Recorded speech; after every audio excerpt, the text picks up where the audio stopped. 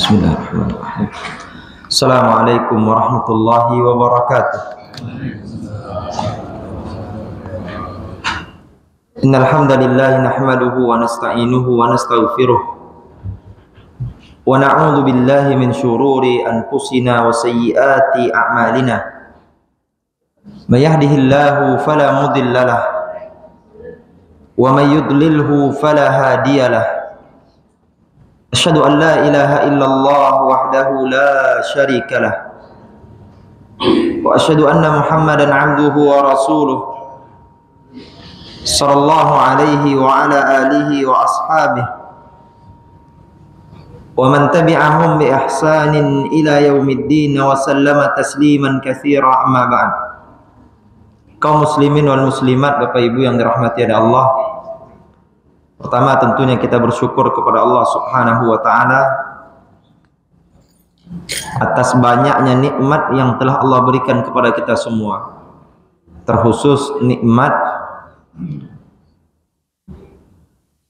betapa lezatnya iman, hadir ke masjid, sholat subuh berjamaah, kemudian merasakan indahnya Islam.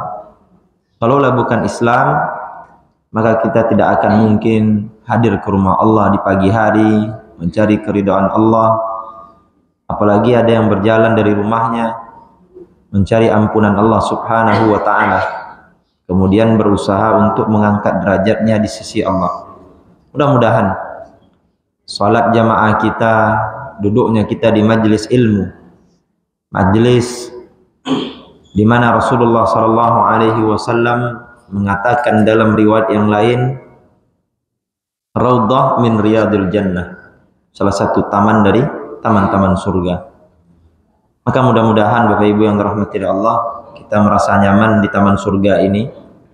Terlebih lagi kalau kita melihat karpet masjid dakwah ini warnanya hijau, rasa-rasa di Raudhah.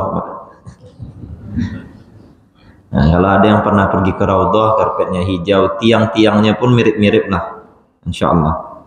Mudah-mudahan kita merasakan kenyamanan di rumah Allah ini, di taman surga, dan semoga kita semua termasuk hamba-hamba Allah yang banyak bersyukur kepada Allah. Salawat dan salam untuk Rasul kita yang mulia sallallahu alaihi wasallam.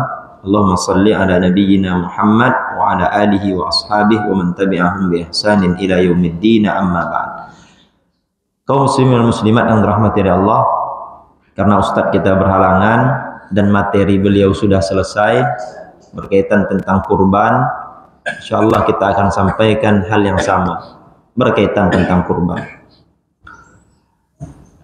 Di dalam agama Islam tentunya satu ibadah itu mesti ada perintah. Ketika ibadah itu tidak ada perintah, maka ibadah itu tidak boleh dilakukan. Tidak ada perintah, tidak ada contoh dari Nabi Shallallahu Alaihi Wasallam, maka ibadah itu tidak boleh dilakukan. Karena asal hukum ibadah adalah haram.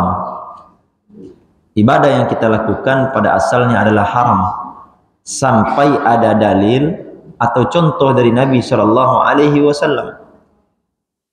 Sedangkan perkara-perkara muamalah pada dasarnya hukumnya adalah mubah sampai ada larangan yang melarangnya. Nah, jadi Bapak Ibu, tak boleh kita melakukan ibadah kecuali ada dalil, baik itu dari Al-Quran, dari hadis, atau dicontohkan oleh para sahabat sekalipun. Baru boleh kita melakukan. Dan kurban ini dicontohkan oleh Nabi Shallallahu Alaihi Wasallam. Kemudian dianjurkan juga, dalilnya jelas dalam Al-Quran, maka boleh kita melakukan ibadah. Jadi besok kalau mau melakukan ibadah Bapak Ibu, cari dulu, atau kalau bahasa orang sekarang, ainad dalil, mana dalilnya, sehingga baru kita melakukan ibadah. Kalau tak ada dalilnya, lebih baik kita tidak melakukan hal tersebut. Kalau ada ibadah-ibadah yang baru dilakukan oleh seseorang, ritual-ritual yang dia berharap mendekatkan diri kepada Allah, ternyata tidak diajarkan dan tidak diperintahkan. Dan banyak zaman sekarang ada saja inovasi orang-orang untuk beribadah. Nah, ini uniknya. Orang zaman sekarang ini banyak berinovasi dalam ibadah. Padahal agama ini sudah sempurna. Kalau kita mengenang peristiwa kurban, tentu kita juga mengenang peristiwa haji. Dan Nabi sudah diberikan oleh Allah Subhanahu wa Ta'ala semacam pengakuan, atau mungkin kalau bahasa kita ijazah, agama ini sudah sempurna. Dan itu terjadi pada haji wada. Al-yawma akmaltu lakum dinakum, hari ini sudah kusempurnakan untuk kalian agama kalian, kata Allah. Sudah sempurna, Pak. Tak perlu lagi kita inovasi, kita tambah-tambah, nggak perlu lagi. Cukup kita pelajari apa yang sudah diajarkan oleh Nabi. Bahkan mohon maaf, sampai urusan buang air pun sudah diajarkan oleh Islam. Bagaimana adab dalam buang air. Apalagi perkara-perkara yang lebih besar daripada itu. Islam sudah sempurna. Mungkin kalau kita belum paham atau belum mengetahui, mungkin kita yang belum belajar.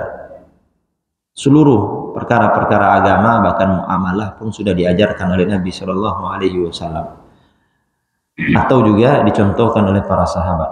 Nah, pengertian kurban ini, Bapak Ibu, kurban ini adalah ibadah yang sangat mulia. Dan istilah ini sebenarnya dalam bahasa Arab seringkali disebut dengan udhiyah. Udhiyah, hewan kurban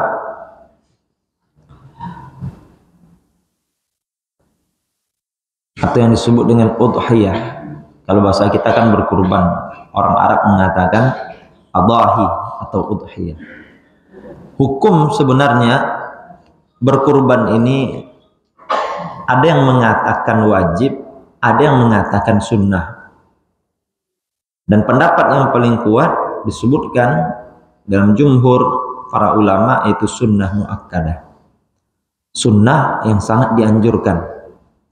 Dan kalau kita melihat finansial hari ini, Bapak Ibu, orang-orang sebagaimana yang disampaikan oleh Nabi, kalau seandainya dia mampu berkurban di hari itu dan dia tidak berkurban, maka Nabi melarang untuk mendekati tempat sholat atau masjid atau tempat sholat Idul Adha. Jangan bergabung dengan orang-orang yang sholat. Maka oleh karena itu, Bapak Ibu, kalau kita melihat finansial manusia hari ini, kaum muslimin, itu insya Allah bisa berkurban. Di kota ini kalau saya melihat tak sampai 3 juta. 28, 27, 29. Ada sebagian yang 3 juta, mungkin itu sapi yang agak besar. Kalau di daerah-daerah bahkan lebih. 3,3, 3,5 karena dia kerbau besar-besar. Nah, bahkan di kota ada yang 26, 2,6, 2,7. Itu setahun, Bapak Ibu. Mustahil seorang yang finansialnya normal tak bisa berkurban dalam setahun. Beli rokok aja bisa tiap hari 30.000, sebulan 1 juta itu bisa. Tapi berkurban alasannya tidak ada duit. Kenapa? Di hari kurban ya tidak ada duit. Tapi kalau seandainya dia mau berkurban, dia mau menyisihkan duitnya, insya Allah dia akan bisa berkurban. Tapi alasan kita banyak. Nah, jadi Nabi mengatakan fala yaqrabanna musallana, jangan dekati musalla kami atau tempat sholat kami. Ini bagi orang yang mampu untuk berkurban dan dia tidak berkurban. Saya teringat ketika kecil dulu tinggal di salah satu daerah yang mana di sana baru-baru naik daun daerah itu, baru-baru jadi orang kaya rata-rata penduduk sana. Kebetulan ketika itu orang tua lagi dinas di sana mengajar. Maka kalau dilihat dari peserta kurbannya atau kakak atau penduduknya itu tak sampai 100 kakak. Kurbannya 40 ekor sapi lebih. Berarti hampir setiap rumah itu setengah ekor sapi. 40 ekor lebih. Kakaknya tak sampai 100. Ini menandakan kemampuan mereka berkurban. Dan setelah disembelih, dagingnya dibagikan ke kampung sebelah, ke desa sebelah. Bahkan sampai desa-desa yang sangat jauh diantarkan. Mereka sembelih kemudian diantarkan daging-daging bulat besar itu. Kakinya masuk dalam mobil semua. Nah, begitulah kemampuan mereka dalam berkorban. Dan kalau kita melihat orang Arab juga begitu. Domba, kambing dan sebagainya. Dan insya Allah kita pun bisa, Pak. Kalau mau. Saya berjumpa dengan anak SMP, dia berkurban. Anak SMP bisa menyisihkan uangnya untuk berkurban. Masa iya ayah anak SMP tak bisa? Nah, tapi beli sempurna yang menjadikan dirinya sempurna setiap hari bisa. Nah, inilah kekurangan kita ketika melihat syariat Islam. Tapi kita mau mendekatkan diri kepada Allah, taqarrab ilallah, mendekatkan diri kepada Allah, Allah berikan jalan, berkurban. Kemudian tentu kita bertanya, apa hikmah di balik ibadah kurban ini? Karena ketika kita melakukan sesuatu, tentu kita butuh mengetahui hikmah di balik ibadah kurban ini. Ketika Allah perintahkan, kita bertanya, apa hikmah daripada perintah Allah? Fasholli li rabbika wanhar. Maka salatlah untuk Rabbmu dan berkurbanlah. Yang pertama kata para ulama, kurban ini ungkapan rasa syukur kita kepada Allah. Ketika Allah berikan kita rezeki, kita berkurban karena Allah atas nikmat hidup, nikmat harta yang Allah berikan kepada kita semua. Andai kan kita pernah lewat, saya lama berhenti kemarin, berapa kali itu saya berhenti di tempat di mana dulu dikisahkan Nabi Ibrahim menyembelih anaknya Nabi Ismail, yaitu di daerah Mina. Kalau kita pergi ke Mekah, itu ada daerah Mina, lurus saja terus pintu belakang itu atau Syariq Gaza itu, kemudian arah ke Arafah, Mina, Musdalifah. Di atas bukit itu atau Jabal Kurban kata orang-orang sana, itu ada tugu kecil di mana di situ diyakini tempat Nabi Ismail disembelih atau ingin disembelih oleh ayahnya Nabi Ibrahim. Nabi Ismail ini anak yang ditunggu-tunggu oleh Nabi Ibrahim. Rambutnya sudah memutih, usianya sudah tua, kemudian juga istrinya juga sudah menjaga anak ini, dan dalam riwayat juga dikatakan anak ini sudah tumbuh dan bisa diharapkan bantuan-bantuannya. Kemudian Allah minta sesuatu yang diharapkan, sesuatu yang ditunggu-tunggu, ini nilainya mahal. Berbeda dengan sesuatu yang tidak terlalu diharapkan, kemudian tidak pula ditunggu-tunggu.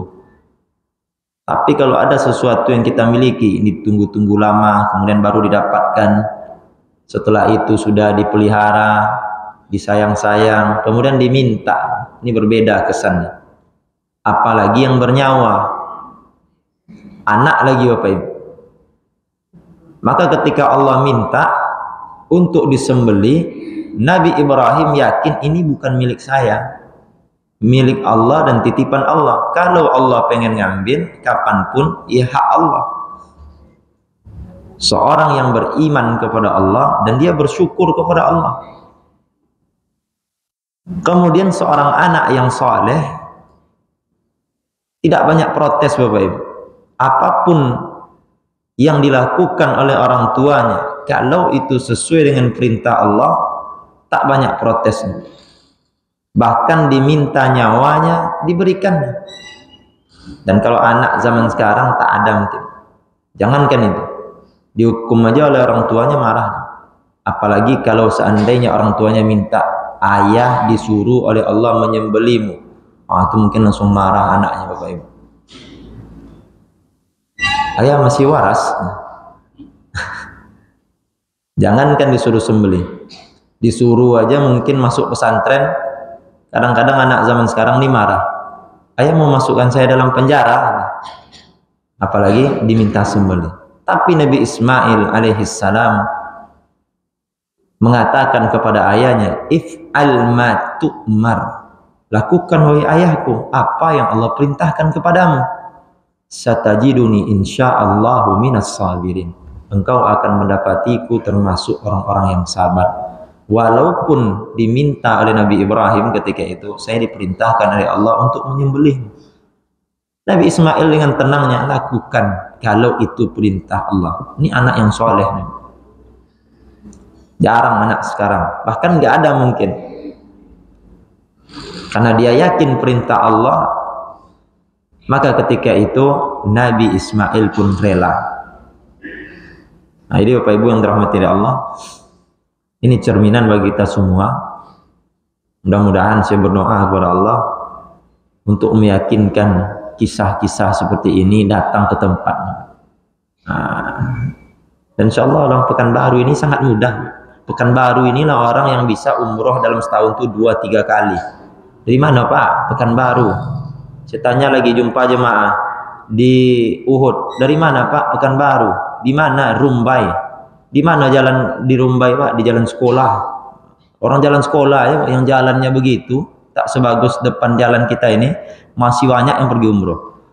Rumah-rumahnya rumah-rumah lama, banyak yang pergi umroh tuh. Apalagi orang daerah masjid dakwah ini Bapak Ibu, yang kalau ke masjidnya naik mobil semua. Jadi mereka berulang-ulang katanya, karena berulang-ulang ke Mekah ini. Karena tahun dulu tak pernah jalan city tour ke sini, tahun ini pergi ke sini. Besok mungkin plus lagi, plus kemana tuh Pak? Katanya, plus ke Turki, plus ke Mesir. Jadi dia punya cita-cita dan yakin saja kepada Allah. Kerjaan Pak, jualan di pasar Rumbai katanya. Jualan pasar Rumbai Pak. Bisa beliau berulang-ulang karena niatnya dan menabung terus. Nabung terus. Nah, inilah yang dilakukan oleh mereka. Banyak itu alhamdulillah. Ada yang rumahnya di jalan Belanak namanya. Tadi mana jalan Belanak? Itu anak nggak tahu. Nah, ada yang jalan Gabus katanya. Pokok daerah pasar Rumbai kata mereka. Jalan-jalan kecil-kecil di gang-gang itu. Oleh karena itu Bapak Ibu yang dirahmati Allah, mereka ingin melihat sejarah. Haji lama daftarnya start, lama nunggunya. Nah, jadi ketika berhenti di Mina, mereka suruh supir berhenti, ingin melihat lebih jelas di mana tempat Nabi Ismail disembelih. Kemudian kita ceritakan dan kita kisahkan. Ada salah seorang bapak-bapak mengatakan, alhamdulillah saya mendapatkan anak yang berbakti. Kata beliau, anak saya sangat berbakti alhamdulillah, tapi belum bisa seperti Nabi Ismail kepada ayahnya. Banyak kebutuhan-kebutuhan kami diberikan oleh anak kami. Anak kami senantiasa mendoakan kami. Walaupun belum seperti Nabi Ismail yang merelakan nyawanya demi melakukan perintah Allah agar ayahnya taat kepada Allah. Tapi alhamdulillah, kata beliau, saya ridho kepada anak saya. Mungkin jarang dia mengatakan itu, saya ridho kepada anak saya. Tapi ketika melihat tempat bersejarah, kemudian kisah Nabi Ismail dan Nabi Ibrahim, bagaimana taatnya anak kepada ayahnya dan mengikuti perintah Allah, kemudian bagaimana seorang ayah lebih mendahulukan Allah ketimbang anaknya sendiri, maka beliau berucap, saya ridho kepada anak saya. Kalau anak sudah diridhoi oleh orang tua, Bapak Ibu, ridallah fi ridal walidain. Ridho Allah terletak pada ridho kedua orang tua. Maka insya Allah anaknya makin sukses. Kemudian saya tanya, di mana anak Bapak? Anak saya di luar negeri Ustaz. Bekerja di luar negeri, tapi belum menikah. Nah, bekerja udah jadi orang sukses, mudah-mudahan makin sukses. Saya ridho sama anak saya. Ini ucapan yang mahal Bapak Ibu. Seringkali kita ini malah marah sama anak. Kemudian kita tuntut dia ini sukses. Udah capek ayah mengalahkan engkau. Begini begitu kuliah tapi tak sukses-sukses, tak kerja-kerja. Kadang ucapan kita itu yang menjadikan dia tak sukses. Tapi ketika seorang ayah dengan melihat tempat bersejarah, kisah ini dan sebagainya, dia berucap saya ridho kepada anak saya. Maka ya, hal inilah yang menjadikan dia semakin berjaya dan semakin sukses. Kemudian di antara faidah juga, Bapak Ibu yang dirahmati oleh Allah, Nabi Ibrahim atau yang dikenal dengan gelarnya Khalilullah, kekasih Allah Subhanahu wa taala, diminta oleh Allah ketika itu menjadikan anak ini bukti cintanya kepada Allah. Kalau betul engkau cinta kepada Allah, wahai Ibrahim, berikan anakmu. Karena inilah yang paling dicintai oleh Nabi Ibrahim, anaknya. Yang sudah lama ia tunggu-tunggu. Bahkan dalam riwayat disebutkan Nabi Ibrahim ini sudah tua, tak punya anak. Istrinya yang bernama Sarah memerintahkannya untuk menikah lagi agar punya anak. Saking inginnya Nabi Ibrahim punya anak, istrinya yang bernama Sarah memerintahkan Nabi Ibrahim untuk menikah lagi. Sehingga dia punya keturunan. Karena Sarah tidak bisa memberikan keturunan kepada Nabi Ibrahim ketika itu. Kemudian Nabi Ibrahim menikah lagi dengan Hajar dan memiliki keturunan Ismail alaihissalam. Nah, itulah kisahnya di Ka'bah itu Bapak Ibu. Hijr Ismail, di situ Zamzam keluar. Ada sejarah di mana ibunya Nabi Ismail lari-lari mencari air dari Bukit Safa ke Bukit Marwah. Kalau kita hayati ritual-ritual itu, insya Allah akan mendekatkan diri kita kepada Allah. Dan ini juga yang terjadi. Seorang ibu-ibu sudah tua, kata beliau, kecintaan kita kepada anak ini tak ada bandingnya, Ustaz. Kalau kita melihat bagaimana dulu ibunya Nabi Ismail mencari air di tengah padang pasir yang begitu panas, lari-lari dari Bukit Safa. Di Marwah nampak pula seperti air, dikejar ternyata bukan air. Balik lagi ke Safa, 7 kali bolak-balik. Lumayan jauh tuh. Kalau sekarang enak di dalam gedung. Kalau dulu panas di padang pasir, mendaki bukit. Sekarang kan nggak jelas lagi bukitnya. Maka oleh karena itu bagaimana perjuangan seorang ibu untuk anaknya. Dan begitu juga anak-anak. Begitulah perjuangan seorang ibu. Sesuatu yang sudah masuk dalam mulut, mau ibu ini keluarkan, dikasih lagi sama anak. Belum dikunyah, kemudian anaknya menangis, dikeluarkan, dikasih lagi sama anak. Beginilah perjuangan seorang ibu. Maka seorang anak mesti dia memahami bagaimana perintah Allah ketika menggandengkan berbakti kepada orang tua dengan bertauhid kepada Allah. Nah, jadi kisah-kisah ini banyak menjadikan kita orang-orang yang baik, orang-orang yang bertakwa kepada Allah. Jadi kalau kita nggak melihat waqi'nya Bapak Ibu, tempat, kejadian dan sebagainya, mungkin kita biasa saja. Tapi dengan melihat fakta di lapangan, iman kita semakin tinggi, iman kita semakin naik. Dan seorang ibu akan lebih berkorban lagi untuk anaknya. Belum seberapa mungkin pengorbanan kita kepada anak, Bu, dibandingkan ibunya Nabi Ismail. Dan belum seberapa juga Bapak Ibu pengorbanan kita sebagai seorang anak kepada orang tua dibandingkan Nabi Ismail. Mungkin selama ini kita mengasih belanja kepada orang tua, selama ini mungkin kita menjaga orang tua, itu belum seberapa. Nah, maka di sini diminta oleh Allah Subhanahu wa taala kepada Nabi Ibrahim, betul nggak cinta engkau itu kepada Allah, wahai Ibrahim? Kekasihku, kata Allah, Halilullah. Maka kalau betul, berikan anak yang kau cintai itu kepadaku. Diminta oleh Allah. Kadang-kala kita lebih cinta kepada mobil kita ketimbang kepada Allah. Ngapa Pak? Nyuci mobil. Dah azan Pak, tunggulah dulu, masih banyak kotornya. Nah, lebih cinta kepada mobil ketimbang kepada Allah Subhanahu wa ta'ala. Kecuali memang tertidur dia. Kalau tertidur azan tak tahu, iya. Tapi kalau seandainya dia tahu orang sudah azan, muazin sudah mengumandangkan azan, nah, dia masih nyuci-nyuci mobil santai, takut mobilnya berdebu. Lebih mementingkan harta ketimbang panggilan Allah. Berarti kita tak cinta kepada Allah. Nabi Ibrahim diuji, apa yang ia cintai diminta oleh Allah. Kalau dalam kehidupan kita melihat Bapak, kalau seandainya Allah minta sesuatu, Allah perintahkan sesuatu, kita lebih mendahulukan yang lain, berarti cinta kita kepada Allah belum apa-apa. Sama dengan ini kurban. Kita mampu berkurban, tapi kita banyak alasan. Tak ada duit. Ya tak ada duit. Di tangan, di ATM-nya ada. Tak ada duit, kata ibu tuh. Tapi di tangannya, gelangnya, oh Masya Allah. Memang tak ada duit di tangannya, tapi gelangnya 15 emas. Kalungnya 10 emas.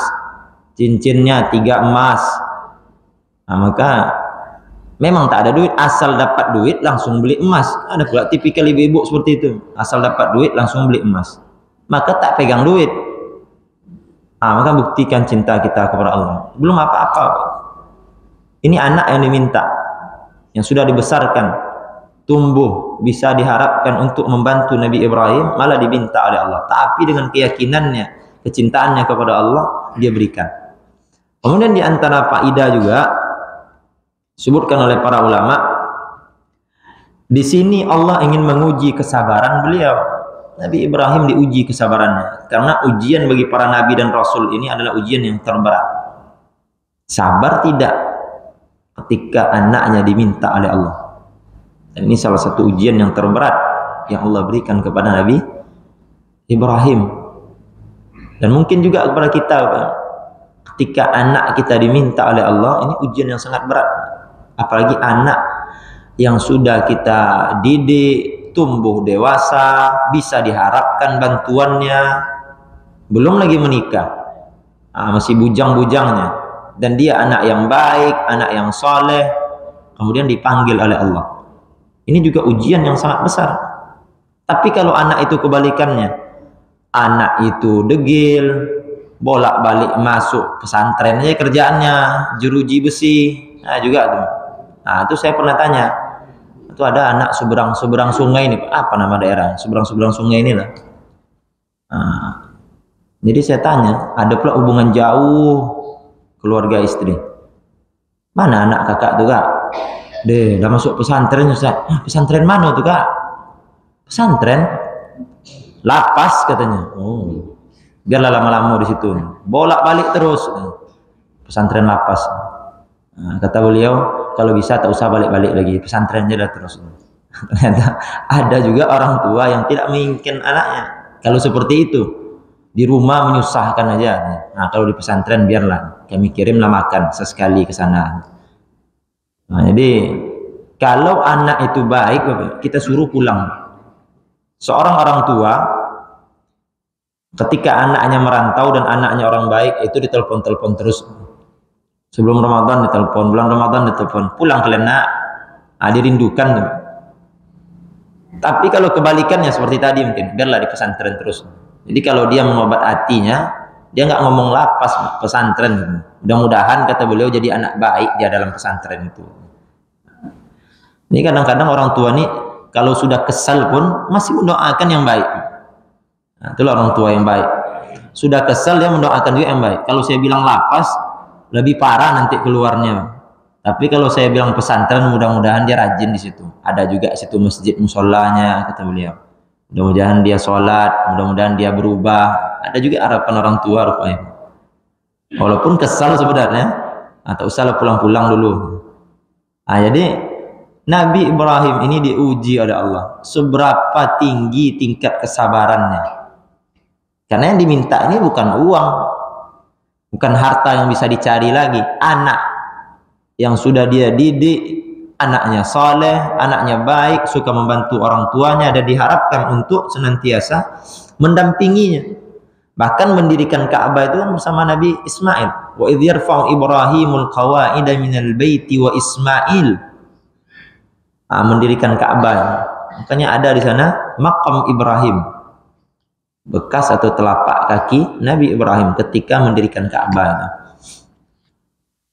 Inilah anak yang senantiasa mendampinginya. Diminta oleh Allah Pak Ibu. Ini diuji kesabaran kita. Sesuatu yang kita cintai, apapun itu, hilang, diambil oleh Allah Subhanahu wa Ta'ala. Entah meninggallah istri, entah meninggal anak Bapak Ibu, entah meninggal orang-orang yang kita sayangi, atau kehilangan pekerjaan, kehilangan benda-benda yang mungkin kita jaga selama ini, atau mungkin rusak. Udah capek memelihara bunga, rusak, diganggu sama kucing. Itu kesannya luar biasa tuh. Di musim-musim dulu ketika bunga lagi naik daun ya, itu ada seorang ibu tuh tiap pagi tuh semprot bunga, dijaga setiap pagi. Tiba-tiba rusak, diganggu kucing. Saya pernah melihat, marah-marah dia sama kucing. Gimana mau marah sama kucing? Kucingnya kucing tetangga lagi. Dan qadarullah tadi malam, saya juga ragu mau kesini atau tidak. Itu ada kawan pulang dari mengajar di Jalan Siak 2 di sana, sama keluarganya lagi enak-enak naik motor. tiba-tiba dapat kabar. Sebelum itu jumpa sama beliau, sama anaknya. Tak lama kemudian saya dapat kabar sudah di Aulia, Panam. Apa kejadiannya Ustaz? Tadi ada anjing lewat, kemudian ketabrak sama kami. Padahal anjing itu yang lari menuju motor kami, ketabrak, jatuh, kepala anaknya bengkak, kemudian istrinya berdarah kepalanya, tangannya lecet-lecet, dan Ustaz itu qadarullah patah kakinya. Nah, jadi saya sampaikan, inilah ujian yang berat dari Allah Subhanahu wa taala. Sekeluarga, alhamdulillah anaknya ya masih lecet-lecet sedikit, bengkak sedikit, masih bisa. Istrinya alhamdulillah masih bisa, walaupun agak berdarah sedikit keningnya, tapi Ustaz tadi patah kakinya. Kemudian saya tanya, motor bagaimana? Itu motor Ustaz, benda yang sangat saya cintai gitu. Itulah yang mengantarkan kami kemana-mana. Nah, kata beliau, mungkin ya inilah ujian dari Allah, sabar aja. Sampai keluar dari rumah sakit. Keluar dari rumah sakit tak jadi operasi, dia sabar aja. Alhamdulillah. Nah, ini sesuatu bukti Allah ingin menguji. Nah, sampaikan, ini mungkin cara Allah mengangkat derajat antum. Disuruhnya antum istirahat. Karena selama ini kan capek, pagi ngajar, sore mungkin ada lagi kajian dan sebagainya, disuruh Allah istirahat. Istirahatlah dulu, selesaikan dulu. Dan beliau mengatakan banyak mungkin nikmat yang sudah diberikan oleh Allah mungkin kurang disyukuri. Sekarang Allah coba ambil nikmat itu, nikmat kesehatan, kesempatan untuk ya beraktivitas, disuruh oleh Allah untuk duduk di rumah, lebih banyak berzikir kepada Allah, lebih banyak mungkin baca buku, aktivitas yang tidak berjalan dan sebagainya. Ada hikmahnya Bapak. Tapi kalau seandainya kita marah, mungkin lain yang terjadi. Tapi yang tidak enaknya, orang yang punya anjing, qadarullah bukan orang Islam. Nah, dia nuntut, anjingku gimana? Nah, jadi besok saya jenguk besok. Saya jenguk besok ke tempat sama teman-teman, saya tanyakan sama mereka, masa iya ini nyawa orang, kemudian keadaan orang, dibawa ke rumah sakit dan sebagainya, motornya ya sudah parah, yang punya anjing, anjingku gimana? Itu pertanyaan yang beliau tanyakan ke kami, kata beliau. Nah, minta diganti tak gimana? Karena langsung Allah Ta'ala alam, cedera juga mungkin anjingnya. Jadi dia bertanya, anjingku gimana? Nuntut. Nah, jadi besok saya tanya besok. Insya Allah hari ini saya ke sana. Kalau kasih jalan-jalan Siak 2 sana. Nah, jadi Bapak Ibu, diuji kesabaran kita. Bagaimana Nabi Ibrahim diuji kesabarannya oleh Allah agar mengangkat derajatnya. Karena sabar ini kan 3 tingkatan. Yang pertama, yang paling bawah, diuji dengan ujian, cobaan, musibah, dan yang semisalnya.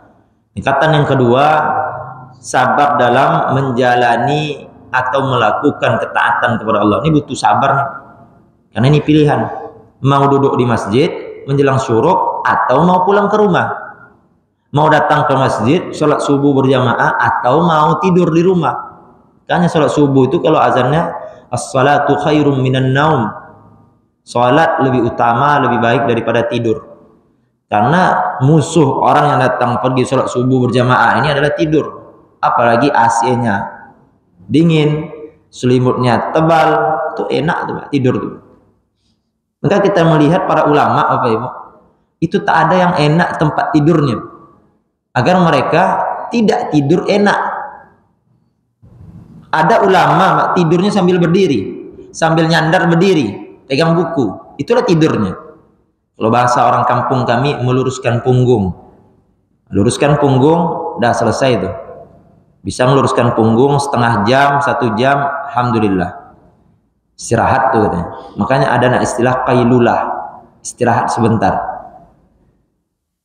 Tapi kalau kita hari ini kita cari kasur spring bed yang paling empuk, kamar yang paling nyaman untuk tidur, tak masalah sebenarnya, Bang. Cuman kadang-kadang ini yang menjadikan kita tak mau lagi ke masjid, sholat berjamaah, terlalu enak. Maka oleh karena itu diuji kita oleh Allah Subhanahu wa taala seberapa tinggi kesabaran kita melawan hawa nafsu tersebut. Dan yang paling tinggi adalah meninggalkan maksiat kepada Allah. Ini bentuk sabar yang paling tinggi tingkatannya. Butuh kesabaran, Pak. Apalagi di depan matanya ada maksiat yang bisa dia lakukan dan dia jangkau, kemudian dia tinggalkan, dan sabar dia dalam meninggalkan maksiat tersebut. Kaum muslimin dan muslimat yang dirahmati Allah, tatkala Nabi Ibrahim melakukan perintah Allah tersebut, disebutkan dalam riwayat bagaimana pengorbanannya, bagaimana kecintaannya, bagaimana ketaatannya kepada Allah Subhanahu wa taala, dan dia hendak menyembelih anaknya Ismail alaihissalam ketika itu. Maka dengan kesabarannya, kecintaannya kepada Allah, Allah ganti dengan domba yang sangat besar. Domba yang sangat besar, yang sangat gemuk. Dan dia lulus dari ujian Allah Subhanahu wa ta'ala. Ini bukti kecintaan beliau kepada Allah Subhanahu wa ta'ala. Kadangkala Bapak Ibu, inilah yang paling berat. Seringkali Allah uji kita, ini cara Allah untuk menaikkan derajat kita. Kalau di sekolah kan ada ujian, naik kelas. Kalau tak ikut ujian, tak naik kelas. Nggak ikut ujian, nggak lulus. Begitu juga dalam kehidupan Bapak Ibu. Semakin tinggi ujiannya, semakin rumit, semakin tinggi derajat yang akan Allah ganti kepadanya. Cuman kadang-kadang kita nggak sanggup menjalani ujian yang Allah berikan menurut kita. Tapi kalau seandainya kita ikhlas dan ridho, kita kan bisa katakan kepada Allah, ya Allah, dalam Al-Quran dikatakan, la yukallifullahu nafsan illa wus'aha. Allah tidak akan bebani seseorang itu kecuali semampunya. Berarti Allah anggap kita ini mampu, dan Allah yang lebih tahu. Kenapa sendal kita yang hilang? Kenapa enggak sendal orang lain? Berarti kita yang mampu untuk menerima ujian tadi. Orang lain tidak. Maka berbahagialah ketika Allah pilih kita. Memang berat, ujian itu berat. Kalau enggak ujian itu berat, berarti enggak ujian namanya. Sama dengan anak di pesantren, payah kali soalnya, Ustaz. Kalau enggak payah soalnya berarti enggak ujian. Maka oleh karena itu Bapak Ibu, semakin berat, semakin tinggi derajat yang akan diberikan oleh Allah.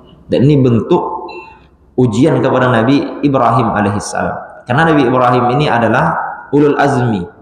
Nabi-nabi ulul azmi ini paling tinggi ujian dan cobaannya. Dalam berdakwah, kisah beliau pernah dibakar, kisah beliau pernah diikat, dipenjara dan sebagainya. Hari ini orang berdakwah hanya dicaci aja. Dicaci, kemudian dia di tag di sosial media, hal yang biasa itu. Kemudian nangis langsung, saya nggak sanggup begini dan begitu, besok tak mau lagi berdakwah mengajak orang kepada kebenaran. Nabi Ibrahim, Nabi Nuh, Nabi Musa, Nabi Muhammad, itu nabi-nabi ulul azmi, bagaimana mereka mendapatkan ujian dan cobaan. Dan salah satunya Nabi Ibrahim alaihissalam diuji oleh Allah, diminta anaknya, ditolak ajarannya. Nah, ini juga menjadi pelajaran bagi kita semua. Kemudian juga di antara hikmah dan faidah kata para ulama bahwa ibadah kurban ini jauh lebih baik daripada sedekah, walaupun sedekah uang sekalipun. Di waktu berkurban itu, jadi ketika waktu berkurban itu datang, kurban ini jauh lebih baik walaupun bersedekah dengan senilai hewan kurban atau bahkan lebih daripada itu. Hewan kurban bayarnya di Masjid Dakwah 3 juta, kemudian kita bersedekah 3 juta. Jauh lebih utama kita berkurban Bapak, ketimbang bersedekah senilai itu. Nah, ini kan tinggal sebulan lagi, insyaallah masih bisa. Kemudian ada satu kisah. Ini orang yang ekonominya sangat lemah, sangat rendah. Di tahun yang lalu saya ketua kurban di salah satu masjid ketika itu. Kata beliau, saya ingin kurban Ustaz, tapi saya tak punya duit. Saya jawab, ini kan masih sebulan Ustaz, awal-awal Zulqa'dah, masih sebulan lagi menjelang hari kurban. Antum bisa kurban apa?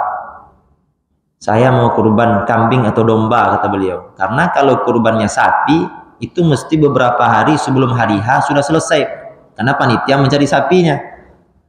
Tapi kalau kurban domba atau kambing, beliau bisa beli dan beliau bisa antarkan ke tempat kurban. Nah, sehari atau di hari yang sama. Kata beliau, saya kurban kambing atau domba. Ana sampaikan ke beliau, kalau antum yakin berkurban tahun ini, Allah akan mampukan. Tapi kalau antum tak yakin berkurban, Allah tak akan mampukan. Kata beliau, saya yakin berkurban tahun ini. Tak beberapa hari setelah itu Pak Ibu, beliau datang lagi. Alhamdulillah Ustaz, ana punya duit, tapi tak lengkap, tak cukup untuk membeli kambing. Tapi karena ucapan dan keyakinan beliau, di waktu itu Bapak Ibu, Allah berikan rezeki.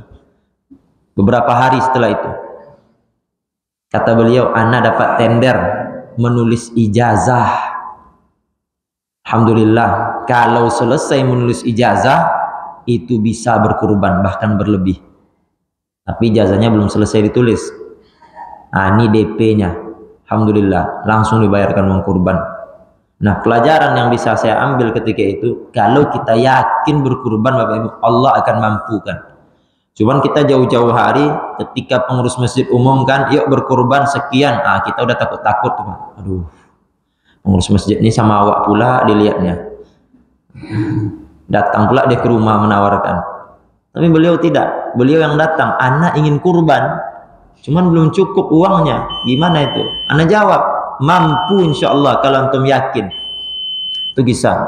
Yang satu lagi, ada seorang ustadz juga. Ustadz ini kan uangnya tak banyak, gajinya telat lagi kan. Jadi datang lagi beliau. Satu lagi, punya anak 7, kecil-kecil lagi. Kata beliau, saya ingin berkurban. Saya sampaikan, insya Allah Ustaz, ada rezeki antum. Nah, selain dia ustadz, dia juga terapi, tukang bekam dan sebagainya. Kata ana, yakin kepada Allah, insya Allah pelanggan antum banyak. Ketika beliau ucapkan ana berkurban kambing, di hari H diantarkan kambing. Ini tabungan ana setelah mengucapkan itu.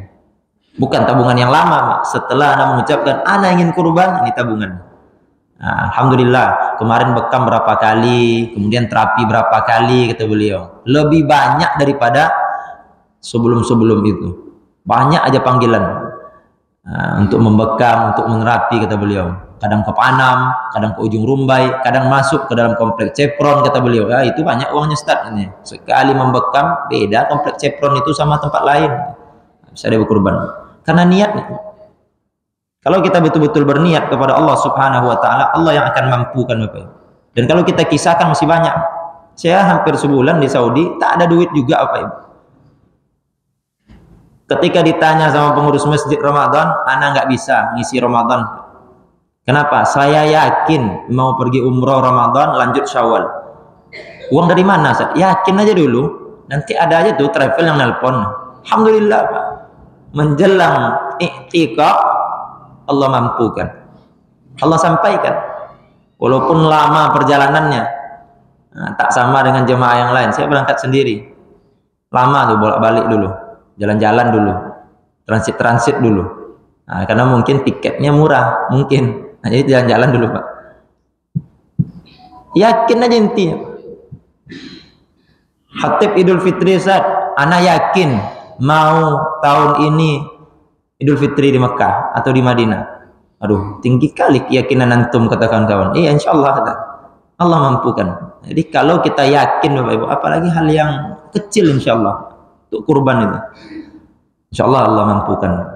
Bukti kita cinta kepada Allah dan pengorbanan kita. Bapak Ibu yang dirahmati Allah. Kemudian juga ini ada yang terakhir lah insya Allah ini. Ternyata kurban ini bukti ketakwaan. Selain kemarin Ramadan kita mencari takwa dari Allah, kurban ini juga bukti takwa kita kepada Allah Pak Ibu. Di dalam Al-Quran disebutkan oleh Allah, lan yanalallaha luhumuha, tak akan pernah sampai, karena kalimat lan itu mustahil artinya, tidak akan pernah sampai dagingnya, wala dima'uha, dan juga darah-darahnya, walakin yanaluhu taqwa minkum, akan tetapi yang sampai kepada Allah adalah ketakwaan dari kalian. Jadi inti dari ibadah kurban Bapak Ibu adalah takwa. Loh, kenapa kita mencari ibadah yang mengantarkan kita menuju takwa? Karena takwa inilah satu-satunya kunci surga. Kenapa orang datang ke masjid? Dia ingin menjadi orang bertakwa. Kenapa dia pergi umroh, pergi haji? Dia ingin menjadi orang bertakwa. Kenapa dia menahan di siang Ramadan, tak boleh makan, tak boleh minum, dan seluruh yang membatalkan ibadah puasa? Dia ingin menjadi orang bertakwa. La'allakum tattaqun. Kenapa dia sholat malam? Dia ingin jadi orang bertakwa. Kenapa dia berkurban? Dia ingin menjadi orang bertakwa. Jadi inti dari kurban ini mengorbankan apa yang kita miliki untuk Allah agar kita menjadi orang bertakwa. Dan inilah tabungan kita ketika menghadap kepada Allah. Mudah-mudahan Bapak Ibu yang dirahmati Allah, walaupun kurban ini pada hukum dasarnya yang paling kuat pendapat ulama sunnah muakkadah, sunnah yang dianjurkan, tak berkurban kita juga nggak apa-apa. Tapi kalau mampu dia berkurban, ada pendapat ulama, ini yang kita khawatirkan. Berdosa dia kalau dia tidak berkurban. Kalau dia mampu, walaupun pendapat yang paling kuat mengatakan sunnah yang sangat dianjurkan. Apa salahnya kita berkurban? Karena kita mampu. Allah akan ganti itu. Kan tadi sudah dikatakan dalam riwayat, Allah ganti. Cuman kadang-kadang kita nggak yakin. Bayar 3 juta diganti apa enggak ya? Diganti apa enggak? Allah ganti itu Pak, pasti. Pasti kalau ibadah ini karena Allah, Allah ganti. Apapun bentuk ibadah kalau dilakukan karena Allah, Allah akan ganti. Apalagi ibadah harta. Oleh karena itu Bapak Ibu yang dirahmati Allah, pada dasarnya tujuan daripada kurban ini adalah takwa, menguji kesabaran kita, bagaimana kecintaan kita diuji kepada Allah Subhanahu wa taala, bagaimana nanti setelah kita berkurban itu kita bisa melihat orang-orang di sekitar kita, mereka yang jarang-jarang makan daging kita berikan, dan bagaimana juga ya kita meyakini apa yang kita miliki ini Bapak Ibu bukan milik kita seutuhnya, milik Allah. Maka berkurbanlah karena Allah. Fasholli li rabbika wanhar. Salatlah untuk Allah, untuk Rabbmu, dan berkurbanlah. Semoga Bapak Ibu yang dirahmati oleh Allah, tahun ini mudah-mudahan seluruh jamaah ini dimampukan oleh Allah untuk berkurban, mendapatkan derajat takwa dari Allah, dan insya Allah Bapak Ibu yang dirahmati oleh Allah, tahun ini kita berkurban, insya Allah tahun depan, insya Allah yakin aja kepada Allah, haji insya Allah. Jadi tahun ini biarlah berkurban dulu. Tapi kalau tahun ini tak ada cita-cita berkurban, tahun depan tak ada juga cita-cita haji, tak akan dimampukan oleh Allah. Yakin aja kepada Allah, itu syarat utamanya. Wassallallahu ala nabiyina Muhammad, subhanakallahumma wa bihamdika, asyhadu an la ilaha illa anta, astaghfiruka wa atubu ilaik. Assalamualaikum warahmatullahi wabarakatuh.